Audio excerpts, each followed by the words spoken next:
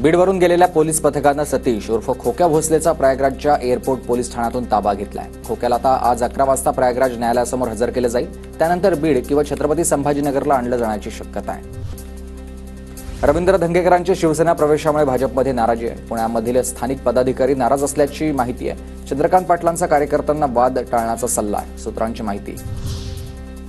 विधानसभेत प्रश्न लावण्यासाठी नेत्यांच्या एजंटकडून पैशांचा व्यवहार, आमदार परिणय फुकेंची विधान परिषदेत खळबळजनक माहिती।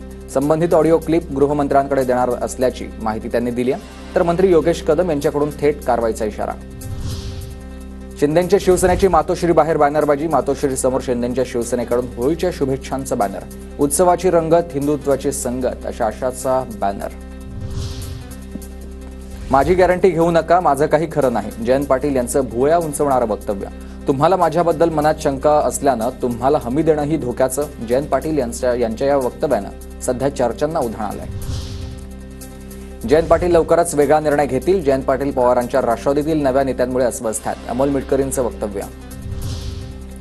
धनंजय मुंडेंच्या राजीनाम्यानंतर अन्न आणि नागरी पुरवठा खातं अजितदादा स्वतःकडेच ठेवणार आहे। पक्षांतर्गत वाद वाढू नयेत यासाठी अजितदादांचा निर्णय, सूत्रांची माहिती।